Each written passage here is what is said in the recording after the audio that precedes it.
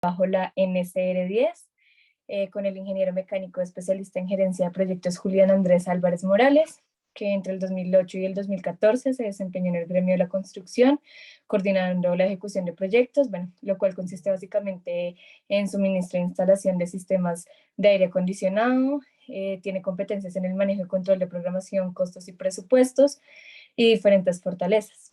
Buenas tardes, ingeniero, bienvenido.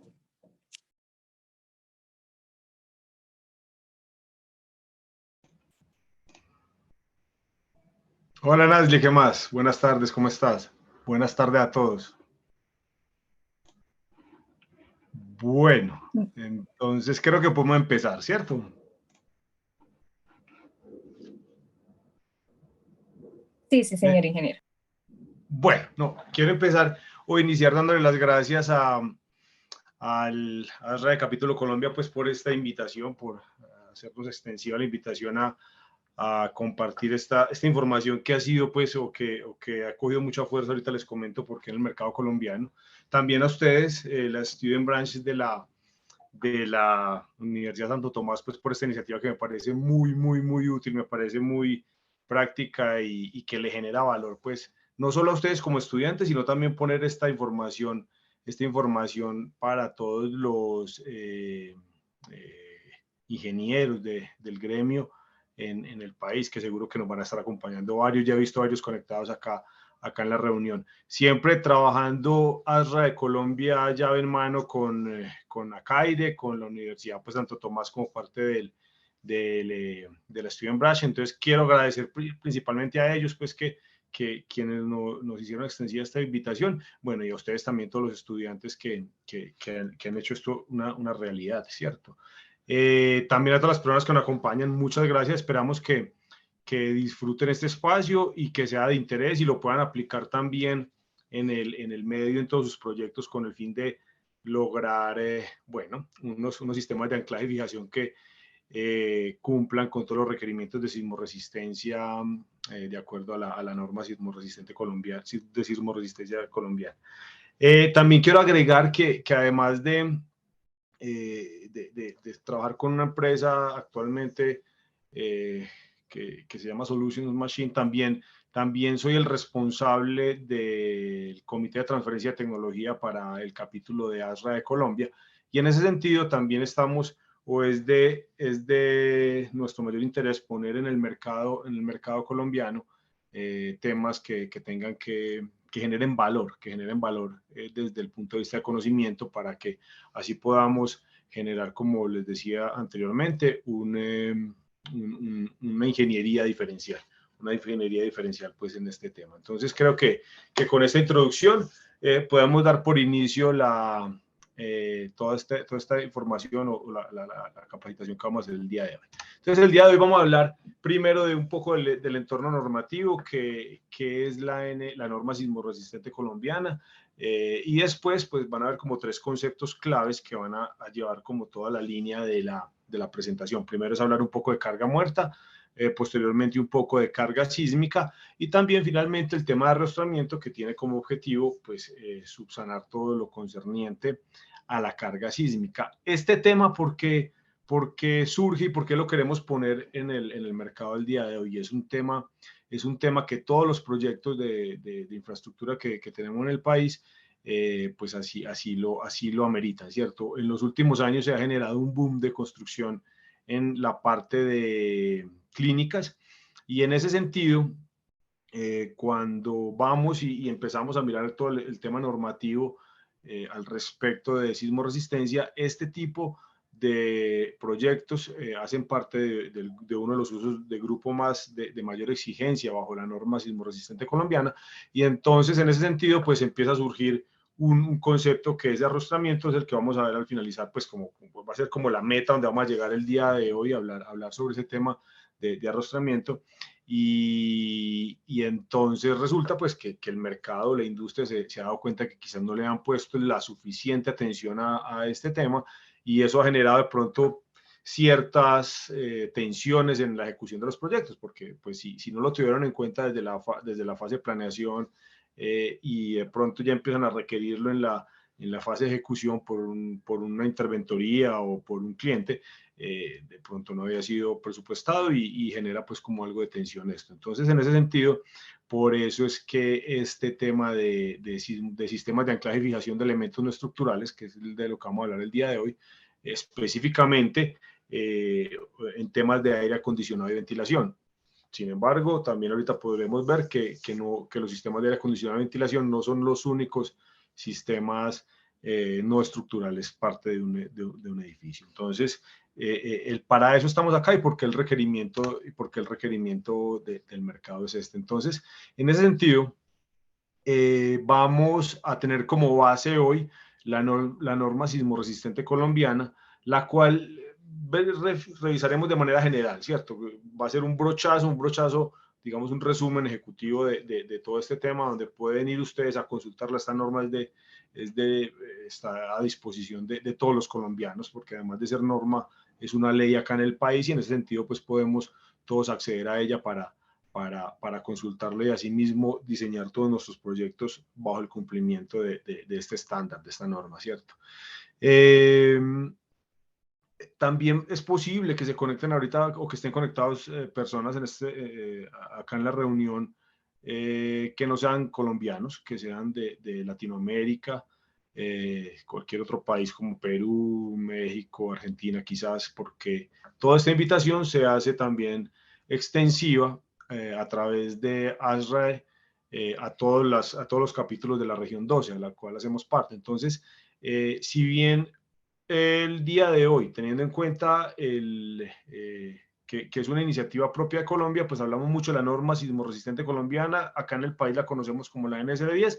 Sin embargo, estos conceptos y estas bases aplican también para las normas sismoresistencia de sus países, ¿cierto? Y lo van a ver ahorita a continuación porque hago un recuento, pongo un ejemplo de 2 países adicionales, Argentina y Perú, que también tiene su norma, y cuando las y Estados Unidos también. Cuando las consultamos, pues van a ver que los requerimientos son muy similares. Entonces, como les decía anteriormente, la norma sismoresistente colombiana, el título A específicamente, que es el que nos habla de los elementos no estructurales, acá en Colombia es una ley, lo que significa que es de obligatorio cumplimiento, ¿cierto? O sea, no es opcional.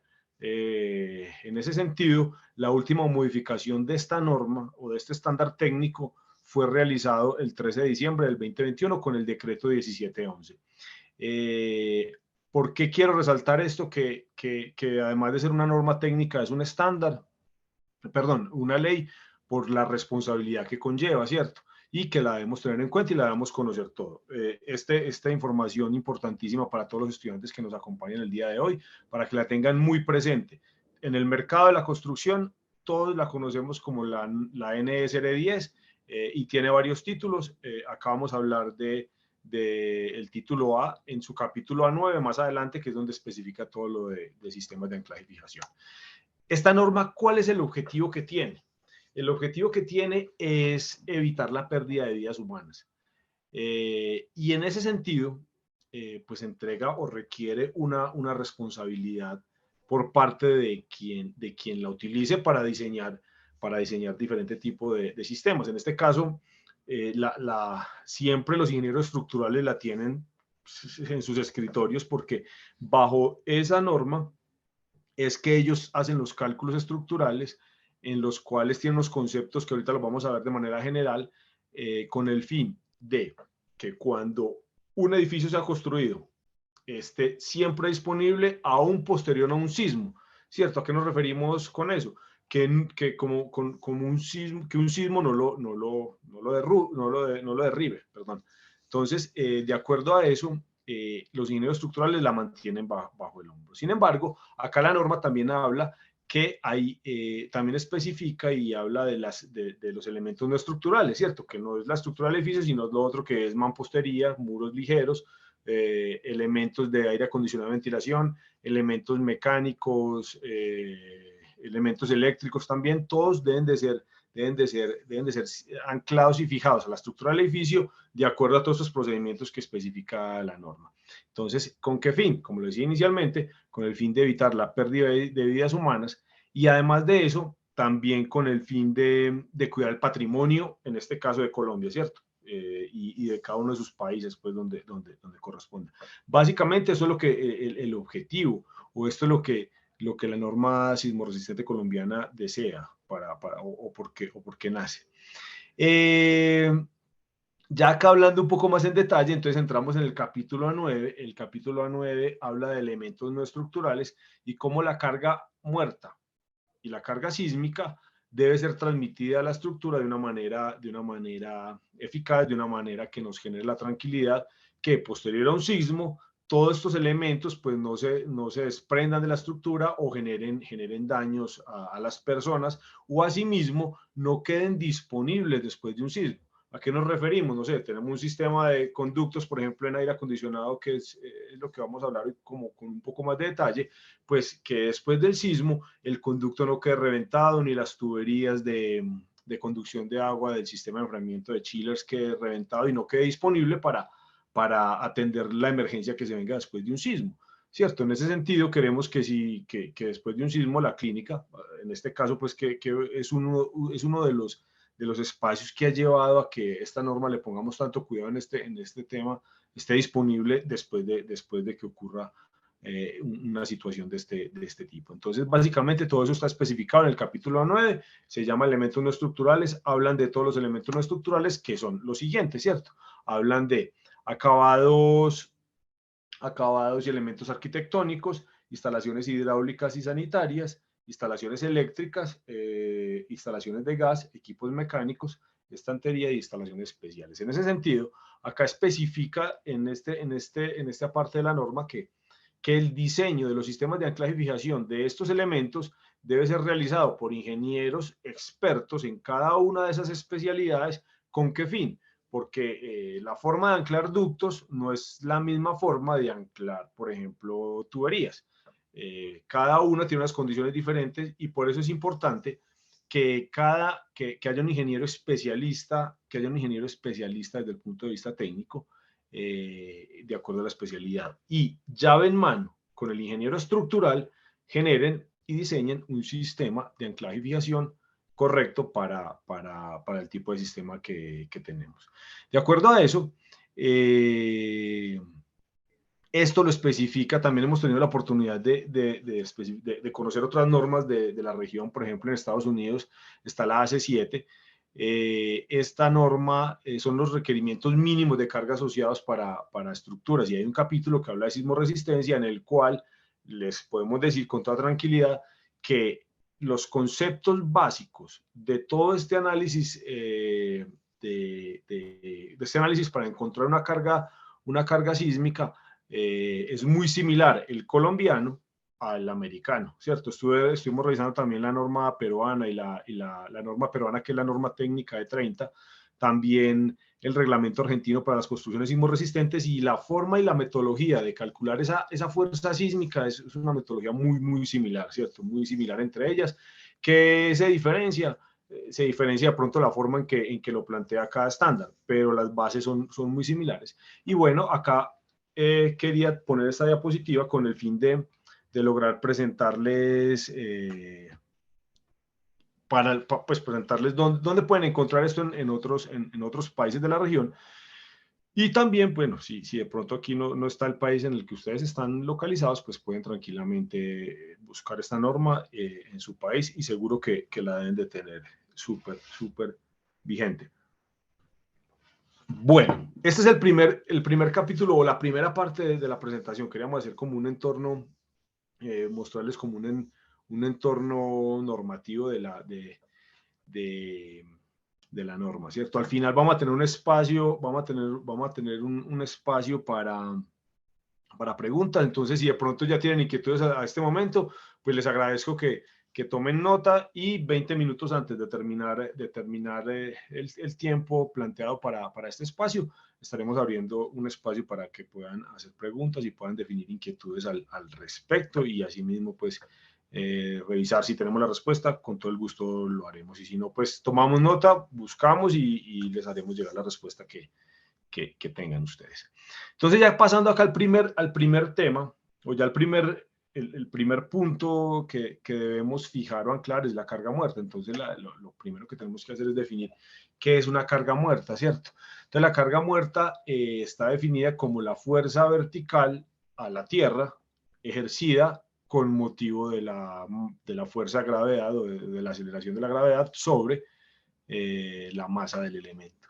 Entonces, como pueden ver acá, en este ejemplo, pues tenemos un conducto de aire acondicionado, el cual tiene un sistema de anclaje y fijación, lo voy a dar acá un zoom un poco, tiene un sistema de anclaje y fijación de esta manera, que es totalmente válido, el cual está subsanando o está transmitiendo esa fuerza o carga muerta, la está transmitiendo a la estructura del edificio, la cual fue diseñada por un ingeniero estructural y tiene la capacidad pues, de cargar todos los elementos que corresponden a la operación del edificio adicionales pues, a la estructura del mismo.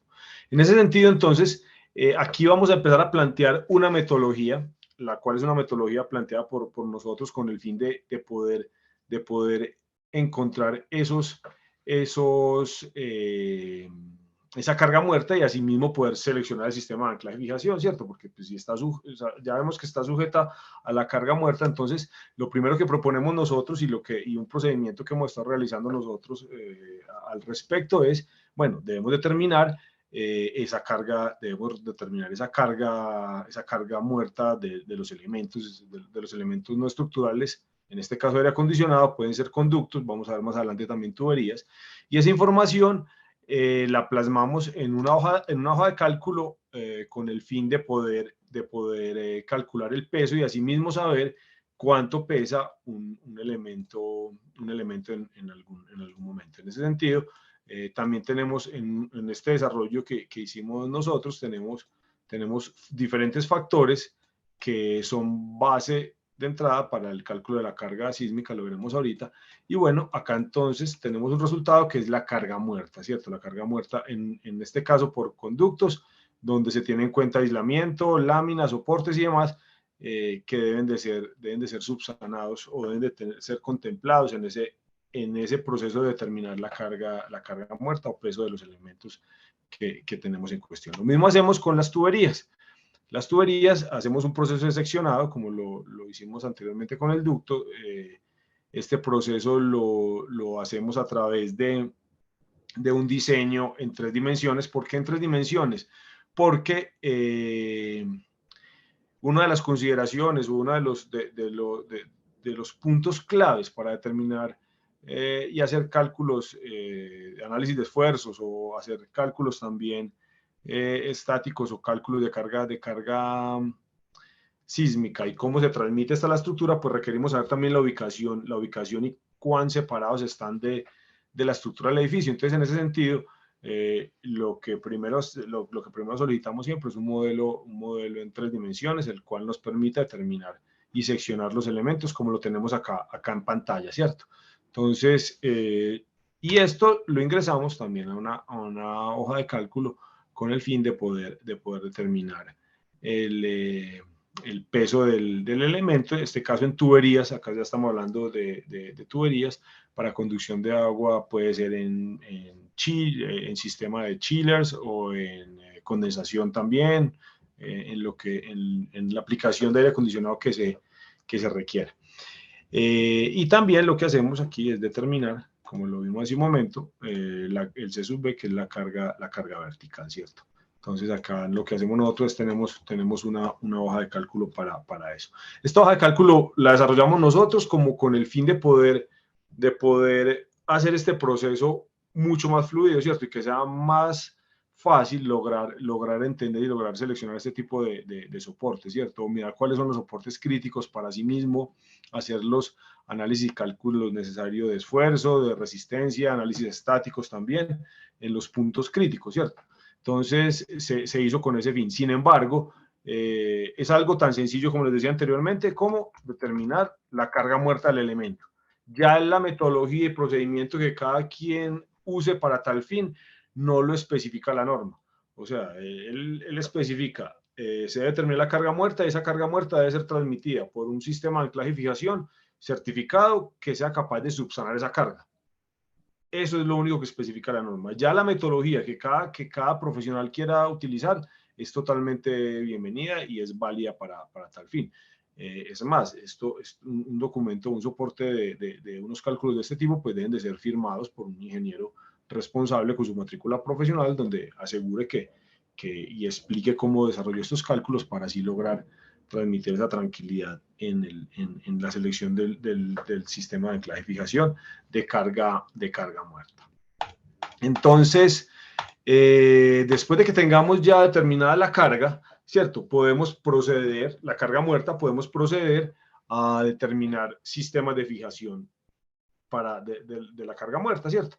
En este caso tenemos acá dos tipos de sistemas de fijación. Sistemas de fijación certificados y sistemas de fijación tradicionales, que son los que hemos visto durante la mayoría, o los que más se usan al día de hoy, ¿cierto? El perfil channel, conocido en el mercado de la construcción, y varillas roscadas que se utilizan entre 3/8, cuarto, para cargar los conductos de una manera trapezoidal. Algo similar también se utiliza para las tuberías. Entonces, podemos usar cualquiera de estos dos elementos que tenemos en pantalla, elementos de fijación certificados o elementos tradicionales. Acá surge como dos líneas o dos temas a tener en cuenta. Lo primero es que si son elementos de fijación certificados, ellos entregan ya, de acuerdo al elemento que ustedes escojan y seleccionen, hay fábricas y hay manufacturas que entregan una resistencia máxima del elemento a fuerzas de tracción, principalmente. En ese sentido, al ustedes tener la carga muerta, ustedes pueden encontrar cuáles son las resultantes de los dos elementos del elemento que utilicen, y asimismo cuál va a ser la carga de tracción y la carga a corte, en el caso que exista, del anclaje que se haga a la losa. O sea, acá por este método de sistemas de fijación certificados se vuelve un tema de seleccionar elementos, ¿cierto? Seleccionar los elementos que sean capaces de subsanar la carga que ustedes tienen.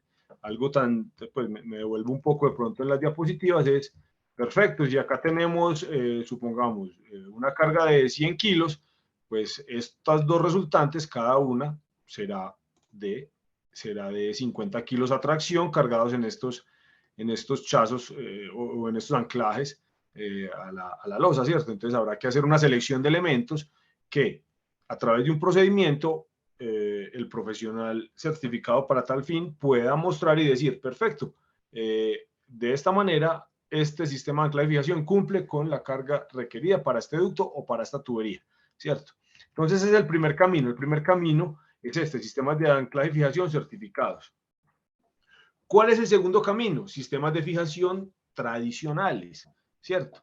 Los tradicionales son los que hablamos ahorita, varilla roscada, como lo podemos ver acá, varilla roscada con perfil channel, abrazaderas también se usan, y en ese sentido surge un tema, un paso adicional que se especifica de acuerdo a la tranquilidad que el entorno normativo requiere, ¿cierto? Y es que esos elementos, pues como dependen, estos elementos estarán sometidos a esfuerzos de acuerdo a la ubicación del ducto, de acuerdo al peso del ducto y demás, a la longitud de las varillas. Es importante que se verifique que este elemento sí está disponible y está certificado para cargar la carga muerta, valga la redundancia, que tenemos después del cálculo. En ese sentido, lo que se plantea para poder realizar ese análisis es hacer un análisis de esfuerzos, ¿cierto? A través de la metodología que cada quien también lo quiera hacer. Nosotros tenemos acá una metodología a través de un software que se llama ETABS, donde lo que se hace básicamente es hacer un modelo del elemento que se va a probar, se ingresa el tipo de material, características del material como espesores, diámetros y demás, y esta información le permite al software, de acuerdo a las cargas muertas y cargas sísmicas aplicadas, le permite determinar qué porcentaje de cargabilidad tiene, ¿cierto? Como pueden ver, por ejemplo, esta imagen que tenemos acá, las dos varillas roscadas están cargadas más o menos a un 90% de su capacidad máxima permitida, ¿cierto? Entonces están bien, ¿cierto? Estas que tenemos acá están cargadas a un 50%, o sea, el color verde significa un 50% más o menos para carga sísmica. Y así sucesivamente, ellas van mostrando el color de acuerdo al porcentaje de cargabilidad que tengan, ¿cierto? Teniendo en cuenta que el rojo ya se está acercando al 90% y tiene un factor de seguridad de menos del 10%. Entonces, a través de este análisis de esfuerzos realizado en este caso, por una metodología de software estructural, de análisis estructurales, se puede determinar si un elemento si está diseñado correctamente y es un sistema de anclaje que se requiere pues para ese tema. En ese sentido, ya con esta información lo que se procede es a hacer unos dibujos sobre el modelo en el cual se ponga el tipo de soporte, se determine el número de soportes y así se pueda tener tranquilidad que todo el sistema de anclaje y fijación cumple de acuerdo a lo que requiere la norma sismo resistente frente al tema de carga muerta. Acá viene el segundo tema y es también por qué debe ser diseñado por un ingeniero también especialista, en este caso en temas de aire acondicionado, y es por lo siguiente. Esta separación de soportes también es un factor fundamental para garantizar la integridad del elemento, y esto lo especifica o hay unos estándares ya que tenemos digámoslo, en nuestro listado de información técnica como ASRA. Hay una separación de elementos de acuerdo al conducto, de acuerdo al espesor de la lámina y demás, al tamaño de la sección del ducto. Hay ya unos estándares recomendados para esto, también a las presiones. Lo mismo pasa con las tuberías. En las tuberías no solo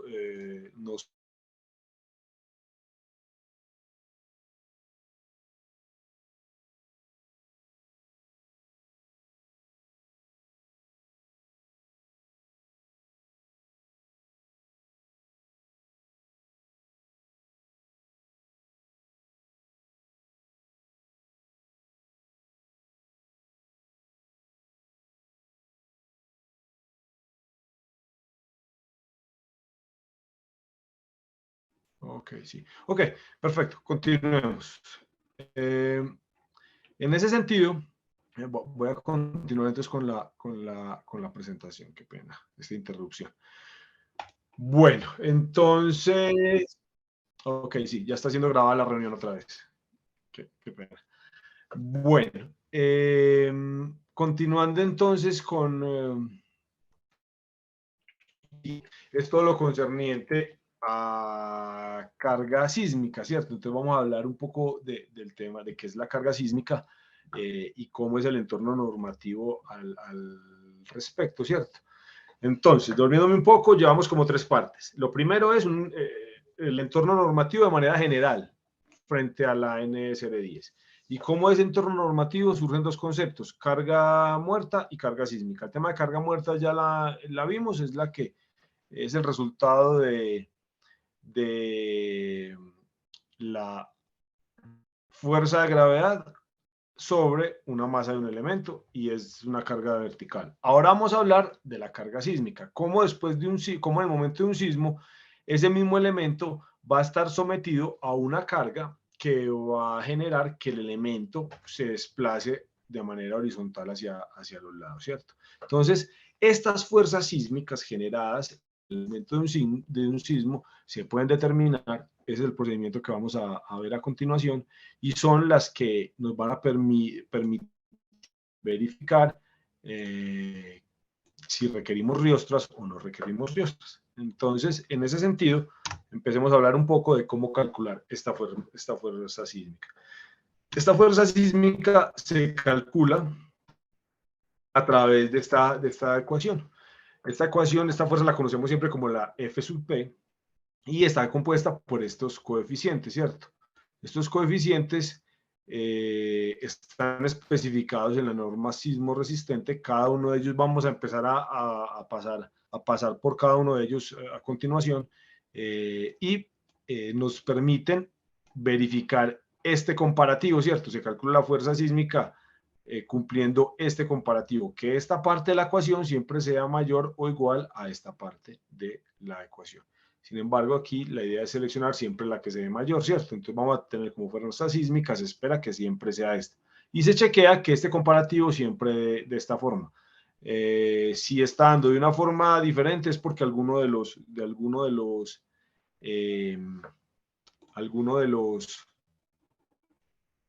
factores que estamos teniendo en cuenta no son los indicados.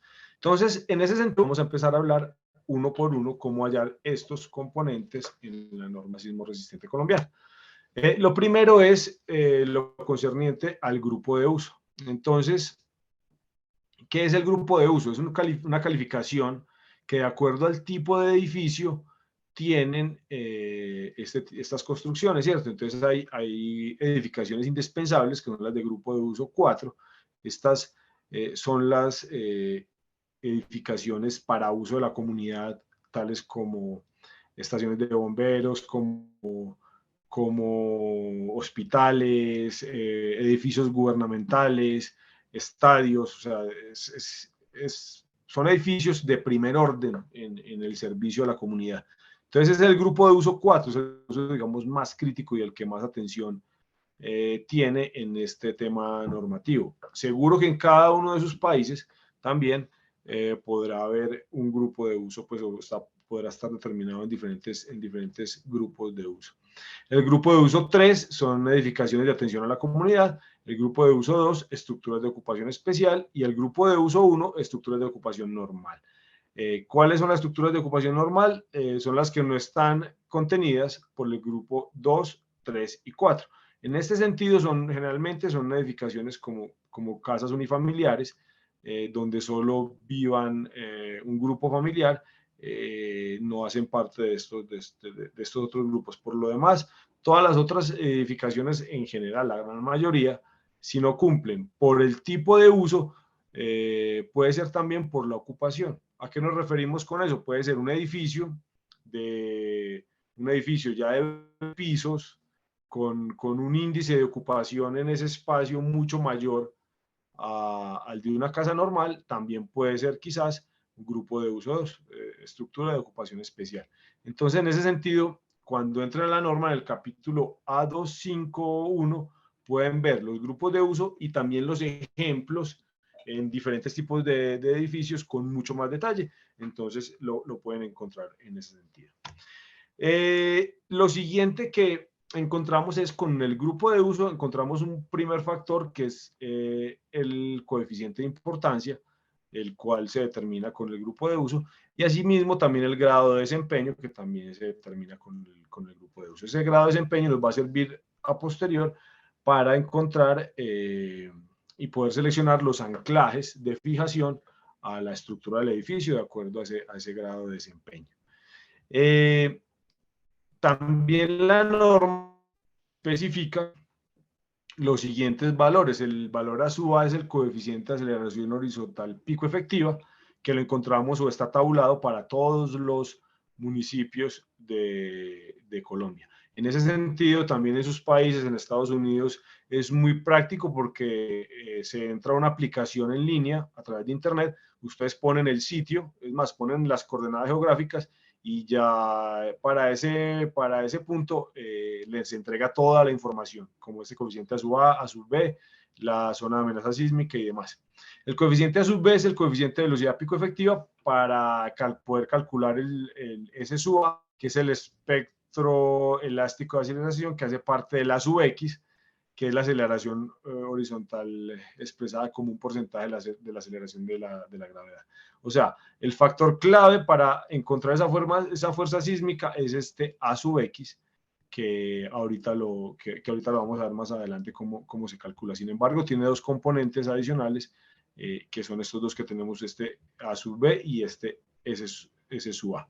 Y también es fundamental poder conocer la zona de amenaza sísmica, que también se encuentra en este caso, en la NSL 10, se encuentra en el apéndice A4. Hay unas exenciones, acá estamos hablando ya de cálculo de fuerza sísmica, como lo comenté hace un momento. En ese sentido, hay unas exenciones del uso de sistemas de arrastramiento, pues, o exenciones en el cálculo de esta fuerza sísmica, y son para las edificaciones del grupo de uso 1, 2, localizados en zonas de amenaza sísmica baja. ¿A qué se refieren con esto? Que al estar en zona de sísmica baja, en zona sísmica baja y ser edificios de no tanta prioridad para la comunidad, pues se puede esperar que la amenaza sísmica o la fuerza sísmica sea muy baja, o la probabilidad de que ésta se presente es muy baja, y en ese sentido quizás no se requieran hacer todos estos cálculos. Sin embargo, por lo demás, se deberían, si no hacen parte de esto, se deberían hacer. Otro tema también, que ya, en el caso que no hagan parte de esta primera exención, grupo de uso 1 y 2, y que no estén localizados en amenaza sísmica baja, entonces hay otra exención para el uso de arrastramiento, ¿cierto? Y para el uso de tener que calcular esta fuerza sísmica, y es lo que especifica la tabla A96-1, en los numerales C, D y E, entrega exenciones con referencia a la separación del elemento no estructural, en este caso conductos o tuberías de la losa, y asimismo también la sección del área de sección transversal del conducto, diámetro nominal, el diámetro interior de las tuberías. También generan unas exenciones en tener que calcular esta fuerza sísmica. De lo contrario, si no hacen parte de estos, la fuerza sísmica tendrá que ser calculada y se tendrá que determinar el requerimiento o no de sistema de arrastramiento para asumir o transmitir esa carga sísmica, que es la que esos sistemas de arrastramiento los vamos a ver ahorita a continuación. Continuando entonces con todo este tema, también requerimos determinar qué tipos de anclaje necesitamos. En esa dirección, debemos encontrar en la tabla A961, de acuerdo al grado de desempeño, cuál va a ser el factor A sub P, y además de eso nos permite determinar si los sistemas de anclajes o el anclaje debe ser un anclaje dúctil o no dúctil. ¿Qué es un anclaje?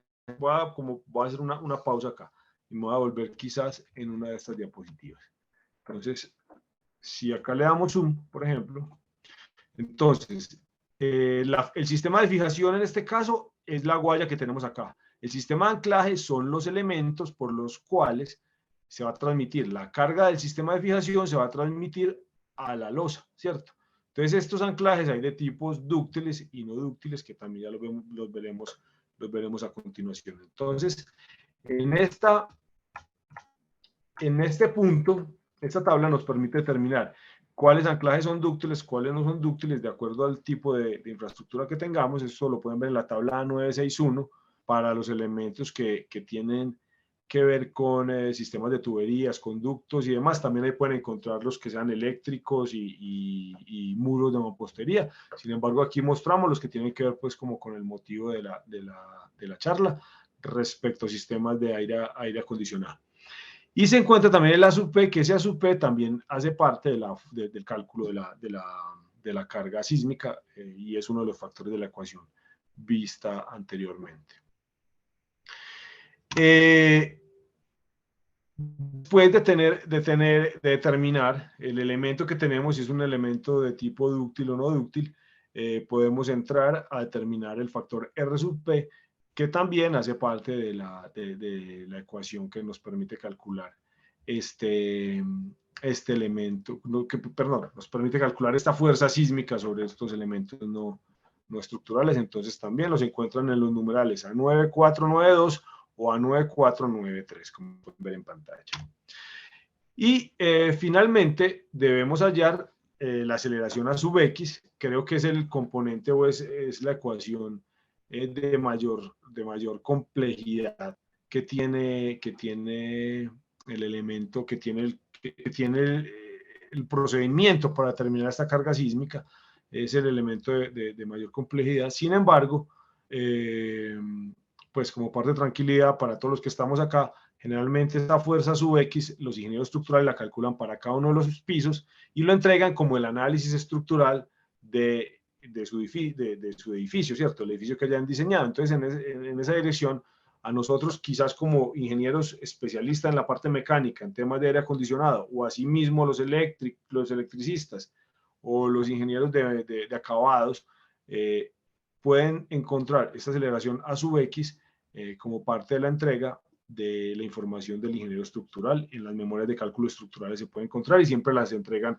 Ya en la siguiente diapositiva la vemos de qué manera, ¿cierto? Y básicamente acá hay pues un resumen de cómo calcularlo.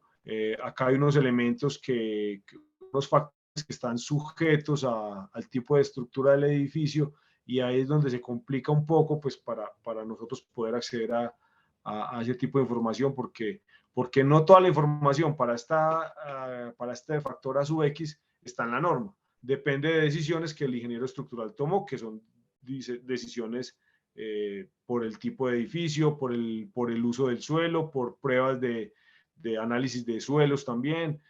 Hay factores que no son normativos, sino que son del sitio como tal. Entonces, en ese sentido, esta aceleración a sub X, todos los ingenieros, todos los cálculos estructurales que hayan pasado por una revisión en curaduría tienen esta aceleración a sub X, entonces ahí pueden acceder de manera muy fácil a tenerla para así ingresarla a la ecuación y calcular la fuerza sísmica.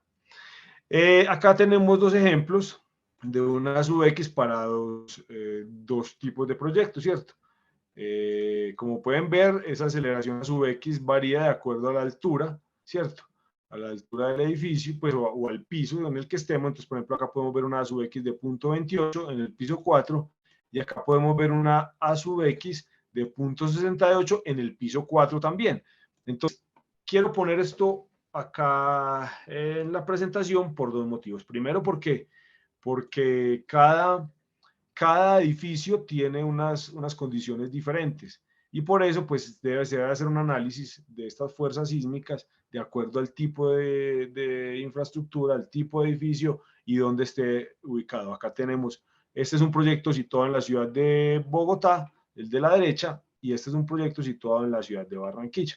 Como pueden ver, la sub X en Barranquilla para este edificio está muy por debajo de la aceleración a sub X para un piso 4 también en un proyecto de la ciudad de Bogotá. Entonces, ¿esto qué determina también? O sea, en el caso de nosotros determina el sistema de anclaje y fijación, que es lo que tenemos sobre la mesa, pero para los ingenieros estructurales requieren también unas fundaciones mucho más grandes, unas columnas, unas vigas mucho más robustas que logren subsanar y mantener esa fuerza sísmica sin ningún problema, ¿cierto? Y bueno, con eso procedemos a calcular esa fuerza sísmica con esta ecuación, con todos los factores que vimos anteriormente, con el fin de poder determinar el sistema de arrastramiento, que es el concepto que quiero poner ahora sobre la mesa, ¿cierto? Entonces, ¿qué es el arrastramiento sismo resistente? Entonces, en ese sentido, hasta acá llegamos ya para el cálculo de la fuerza sísmica. Ya la encontramos, es un porcentaje de la fuerza de la carga muerta, el cual está definido por estos factores. ¿Por qué es un porcentaje de la carga muerta? Porque pueden ver acá la gravedad sobre la masa del elemento. Esta G por M sub P, esta es la masa del elemento, esta es la gravedad, que es la carga muerta. Y estos componentes lo que entregan es un porcentaje de esa fuerza, donde se debe cumplir esta relación, con el fin de poder calcular el sistema de arrastramiento. ¿Qué es el sistema de arrastramiento? Entonces, esto se ve mucho en los sistemas, o acá en el país, hasta ahora se veía mucho en todos los sistemas de redes contra incendio. Entonces, veíamos que además de tener unos elementos y unos soportes que subsanaban la carga muerta, había unos elementos, unos soportes diagonal que su función es soportar la carga sísmica. Entonces, acá en el país estamos acostumbrados a hacerlo solo en redes de extinción de incendio, en tuberías de redes de extinción de incendios, es muy común verlos. Pueden ir ustedes a cualquier centro comercial acá en Bogotá y en los parqueaderos se ven estas riostras por montones. Es una tubería roja generalmente y tiene unos elementos así en diagonal. Sin embargo, acá en el país se nos está olvidando que también debemos usar eso no solo para los elementos no estructurales, parte de las redes contra incendios, sino también aire acondicionado, ventilación, distribución eléctrica, y demás. Todos los otros elementos que no sean estructurales deben de ser revisados bajo esta norma, y asimismo el resultado de este análisis nos va a decir si requerimos riostras o no requerimos riostras. Entonces, ese concepto de riostra, ya hablando en detalle, para todo el tema de aire acondicionado y ventilación, nosotros desde ASRAE tenemos una guía práctica de restricción sísmica, la cual está en su segunda edición, y nos va a mostrar, nos va a entregar como un resumen ejecutivo de cómo arriostrar equipos, cómo arriostrar conductos suspendidos, tuberías suspendidas y tuberías verticales. Entonces, en esa dirección, este es un documento el cual hace parte de todo el listado de estándares que tenemos nosotros como ASRAE, como organización, los cuales surgen desde unas buenas prácticas de una experiencia conjunta de todos los capítulos del mundo frente a cómo hacer esto, ¿cierto? Este es un documento que tiene concentrado experiencias prácticas, las cuales son avaladas por diferentes entes y diferentes organizaciones, y puede dar tranquilidad de que si tenemos esto como referencia, podemos lograr generar un sistema de anclaje y fijación sismo resistente que cumpla con la norma sismo resistente colombiana o con cada una de las normas sismo resistentes de sus países. ¿Qué pasa? Que acá ya en este documento se especifica cómo deben ser anclados conductos de aire acondicionado, ventilación, tuberías de conducción de agua para sistemas de enfriamiento o calefacción, ¿cierto? Según corresponda. Entonces, este documento está disponible, lo pueden encontrar en la página de ASRA y lo pueden adquirir a través de este medio. Y en ese sentido, acá podemos ver, entonces, unos ejemplos de una riostra transversal, una riostra longitudinal para conductos. Entonces, básicamente, como pueden ver, aquí se ve una sección transversal del conducto, y esta se espera que después, que con motivo de un sismo, este conducto se mueva hacia los lados, y por eso se debe arriostrar con este tipo de elementos, los cuales se conocen en el medio como una riostra transversal. Longitudinal, cuando está en el otro sentido, en el sentido longitudinal del conducto, y también quiere una riostra en esta dirección. Esto lo podemos encontrar en la guía práctica, en el capítulo 7, podemos ver ya todos los detalles y todos los pormenores de todas las buenas prácticas que tenemos al respecto de un sistema de arrastramiento. Aquí quisimos dibujar uno en 3 dimensiones con el fin de que pueda ser un poco más claro para ustedes, ¿cierto?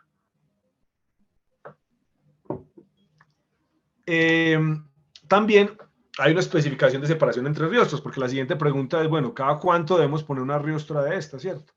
Entonces, para garantizar la calidad de los elementos, en este caso de los conductos, aquí tenemos el ejemplo para los conductos metálicos, debe tener una separación máxima entre riostras de estas longitudes, ¿cierto? De 12 metros o de 24 metros, tanto para la transversal como para la longitudinal.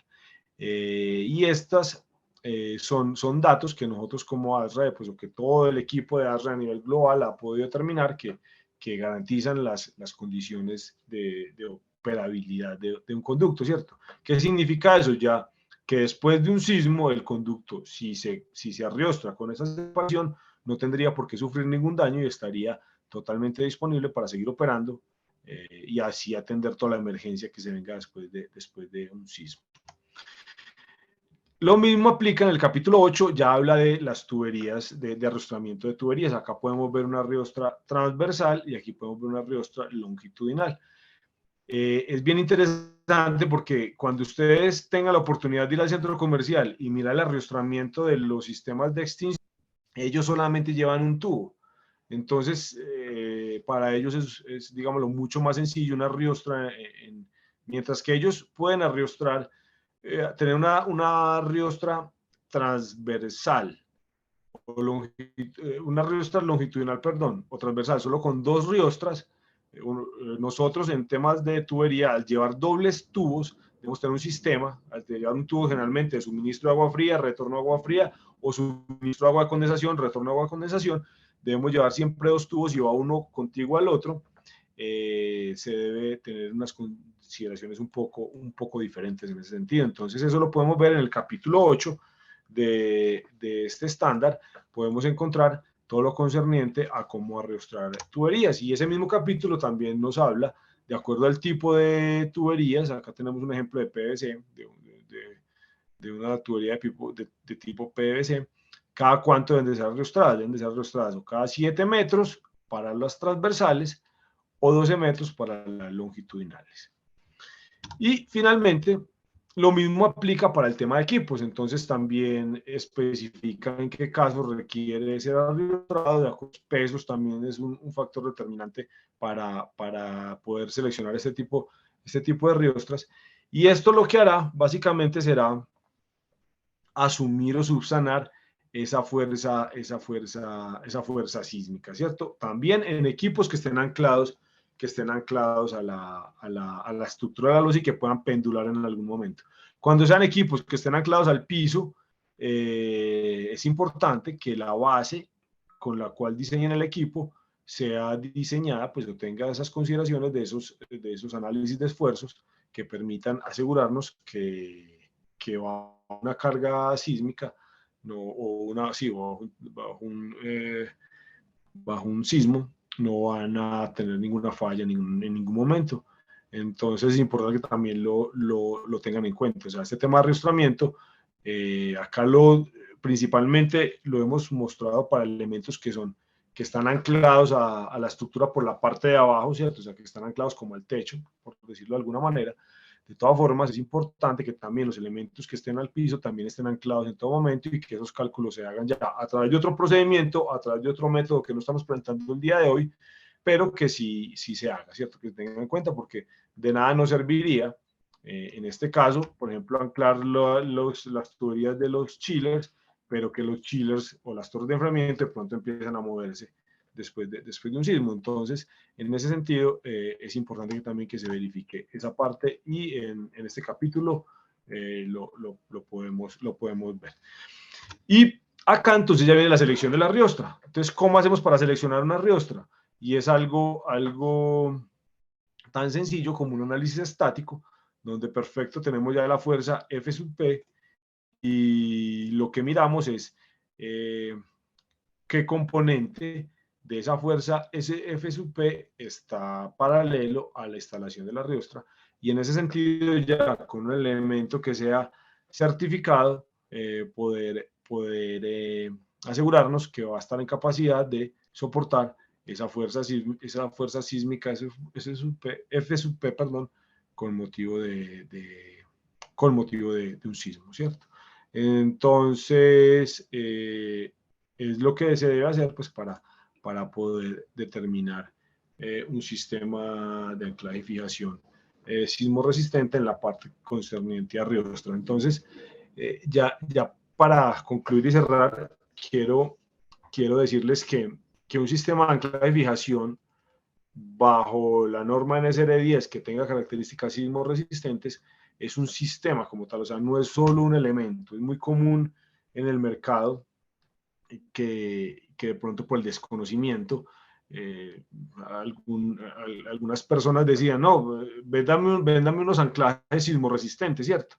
Y hay diferentes líneas de negocio de diferentes marcas de anclajes que tienen un anclaje de unas características súper interesantes y que tienen unas certificaciones para trabajar en concretos fisurados, los cuales esperan que es lo que se va a tener en el momento de un sismo, y son anclajes de muy buena calidad, pero el anclaje en sí no certifica que ya tengas un sistema de fijación sismo resistente, porque debes también presentar un análisis de todo lo concerniente al sistema de fijación, o sea, cómo van a ser los soportes, qué tipo de soporte va a poner, y además de eso, todas las memorias de cálculo que van desde los anclajes hasta todos los elementos que van a estar sometidos a carga sísmica y a carga muerta en algún momento. Entonces, en ese sentido, pues la invitación para todos los estudiantes que nos están acompañando es que revisen esta información. Esta información es de fácil acceso en internet. Pueden descargar la norma sismo resistente muy fácil. La pueden leer, ya saben que en el capítulo 9 está todo todo lo concerniente a sistemas de anclaje y fijación que tengan esas características. Y además de eso, ya pues ustedes que serán los próximos ingenieros que estén construyendo edificios acá en el país, pues lo tengan muy presente y hagan estos cálculos, o si no los hacen ustedes, pues los exijan como parte de la construcción de los mismos, dependiendo de la posición donde ustedes estén, para que así podamos generar un nivel de ingeniería diferente, que quizás, como les decía, al iniciar la presentación, al día de hoy no se ha cumplido de la mejor manera. O sea, no hemos sido muy eficientes en ese punto. O sea, como país tenemos aún mucho por mejorar en ese sentido. Y bueno, esperamos que ustedes, como los futuros ingenieros de este país, pues tengan este conocimiento muy vigente para que así lo pongan a disposición de toda la sociedad colombiana, ¿cierto? Principalmente acá en Colombia, pues para los compañeros de la Universidad Santo Tomás y de las Student Branch que nos están acompañando de Colombia. Sin embargo, como les decía hace un rato, también todos los otros países tienen su propia norma sismorresistente, que los fundamentos son totalmente los mismos y los pueden usar pues para esto. Acá en nuestro país, o sea, las principales ciudades que tenemos en nuestro país, en Colombia, están localizadas en zona de amenaza sísmica intermedia o zona de amenaza sísmica alta. ¿Qué parte de Colombia está en zona de amenaza sísmica baja? Todo el Amazonas. O sea, todo el Amazonas, toda la selva amazónica está en zona de amenaza sísmica baja. O sea que allá difícilmente, si construye un edificio en la mitad del Amazonas, pues quizás no requiera tener tanto cuidado y tanto detalle con estos cálculos por las extensiones que hablábamos en algún momento. Pero por lo demás, todas las ciudades están localizadas en amenaza de sísmica intermedia o alta, lo que hace y hace sumamente importante que tengamos en cuenta toda esta información como parte de nuestros proyectos y como parte de nuestros cálculos como ingenieros para así mismo lo que se venga nuevo sea mucho mejor y podamos dar la tranquilidad a la sociedad que estamos haciendo las cosas de la mejor manera. Era lo que tenía para presentarles el día de hoy. Muchas gracias por el tiempo, muchas gracias por acompañarnos en este espacio. Y bueno, creo que abramos un momento para una ronda de preguntas. No sé, Rodrigo. Bueno, sí. Gracias, ingeniero. Sí, claro, acá tienen una serie de preguntas. La primera pregunta que tienen es si la carga muerta cumple con alguna norma o algún valor estándar para la selección de materiales.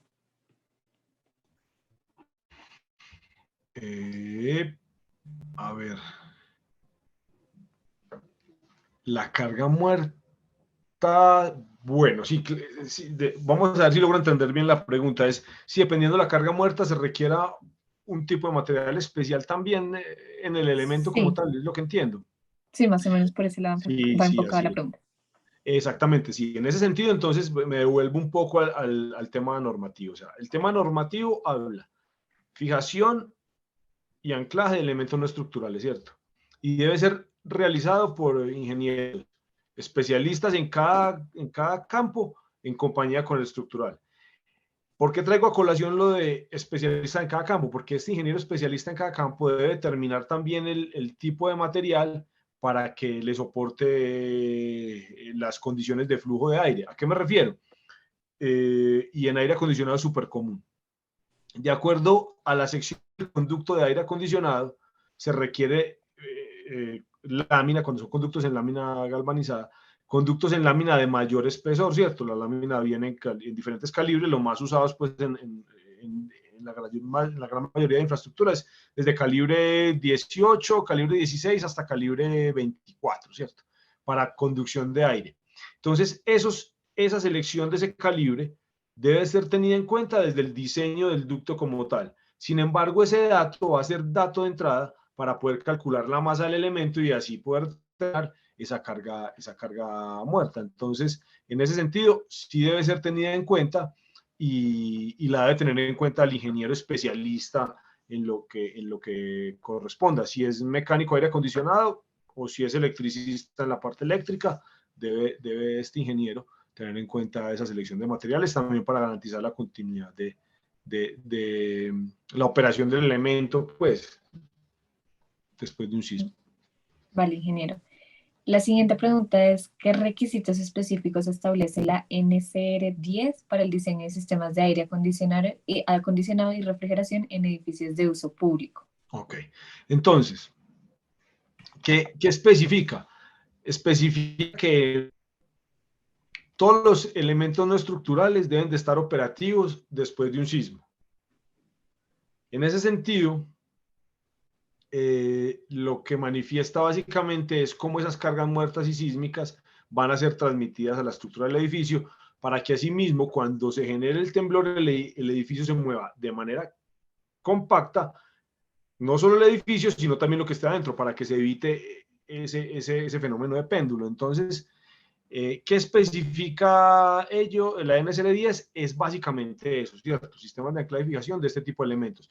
No especifica nada concerniente a cálculos de calórica, concerniente a selección de ductería, selección de tubería para garantizar las velocidades y las fricciones, que también nosotros desde ASRAE entregamos unos estándares y unos lineamientos y unas buenas prácticas en ese sentido. No especifica nada de eso. Solo especifica que debe ser los sistemas de anclaje y fijación sismoresistentes para elementos no estructurales deben de ser diseñados por un ingeniero experto en la especialidad en llave con un ingeniero estructural. Listo, ingeniero, muchas gracias. La siguiente es, ¿qué profesionales deben conocer y aplicar la NSR10 en la industria de la refrigeración y el aire acondicionado? Todos los profesionales somos responsables de aplicarla, dependiendo de su especialidad. Y creo que de pronto las respuestas anteriores responden en parte a esto. Si yo soy el ingeniero mecánico responsable del diseño del sistema de aire acondicionado y tengo mi responsabilidad el diseño o la construcción o la interventoría, yo soy responsable de todo lo que corresponda en ese camino al sistema de clasificación. Entonces, la especialidad en este caso es ingeniero mecánico. Realmente somos los que diseñamos sistemas de aire acondicionado, pero si es un tema eléctrico de conducción a través de blindobarras, de alimentadores, todo esto debe ser ya verificado por un ingeniero electricista. Y quiero ser como muy enfático en ese tema, o sea, esto además de ser una norma técnica, es una ley en Colombia y esto conlleva una responsabilidad grande, ¿cierto? Supongamos, una clínica no cumple con todos estos requerimientos, pasa un sismo, la clínica se cae o se pierde el aire acondicionado por algún motivo y en ese momento, que si hay una afectación grande para la sociedad colombiana o para algún particular, podría levantar la mano y decir,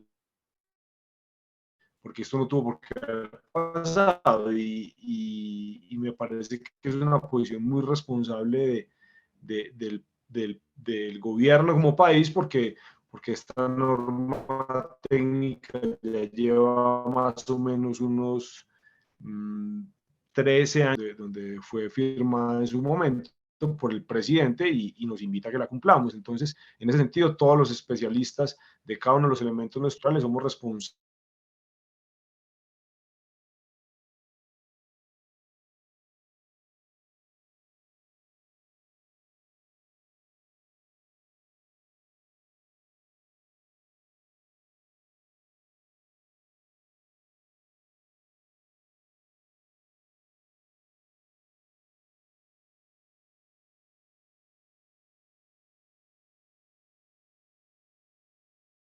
La grabación volvió y se paró. Ya volvió a recapitular. Ok, La perfecto. pregunta, recapitulando, la pregunta es, ¿qué tanto se incrementa el costo de una instalación con aeroestrellamientos bien hechos comparados con los soportes tradicionales de varilla y Chanel? Se incrementa un poco, porque los soportes tradicionales de varilla y riel channel los hemos utilizado para carga muerta nada más. Entonces, con requiere de arrastramiento ya es un costo adicional porque ese hasta ahora no se estaba teniendo en cuenta, ¿cierto? que son los elementos en diagonal que tenemos en pantalla ahorita. Esos elementos son adicionales y nunca los estaba teniendo. Bueno, es género adicional. De que el costo es un tema muy difícil de verificar porque está muy sujeto a las condiciones de diseño, a las condiciones de infraestructura y demás. En ese sentido, no podría decir en cuánto aumenta el tema de arrostramiento. Por tema de selección de elementos tradicionales como varilla roscada, perfil channel y demás, frente a una solución de elementos certificados que ya vengan diseñados para tal fin. En el tema de carga muerta, porque eso sí los teníamos ya siempre determinado a través de estos elementos tradicionales comparados con los otros, el aumento en costo puede estar alrededor, pues con la experiencia de lo que hemos visto en diferentes proyectos, puede estar más o menos un 15% por encima, un 15-18%. Sin embargo, ese sobrecosto en el producto como tal, generalmente se lo pueden ganar lo pueden recuperar en la instalación. Porque estos elementos que vienen, vienen ya diseñados para carga muerta, ahora tienen unas metodologías de instalación muy prácticas que agilizan mucho el proceso de instalación y se pueden ahí ayudar bastante en ese sentido. Vale, ingeniero. Hay dos preguntas adicionales. La primera es, ¿los materiales y el peso de los ductos está estandarizado para cada tipo de construcción? Ok. Entonces, esta respuesta no tiene que ver nada con tema de sismoresistencia, pero pues sí podemos darla. Los materiales de los conductos se determinan con base a la presión del ducto y a la sección del mismo. Hay una norma que se llama la norma SMAGNA, que hace parte de todos estos estándares globales en temas de aire acondicionado y ventilación, que da unas recomendaciones de acuerdo a la presión del aire que se esté moviendo por el ducto, de las velocidades, qué calibre de lámina se debe usar en diferentes de conducto. Entonces, esto lo pueden encontrar en SMAGNA y sí, se deben de tener en cuenta en la parte de diseño. Este tema no tiene mucho que ver con sismoresistencia, sino más con continuidad en la operación de los ductos y diseño de ductería. Vale, ingeniero. Con respecto a todo lo que se ha hablado y como siguiendo el hilo, alguien pregunta sobre el mantenimiento de los anclajes. ¿Cuál es el intervalo aconsejado para realizar un mantenimiento preventivo? ¿De qué trata el mantenimiento y cuándo deben ser reemplazados? Ok.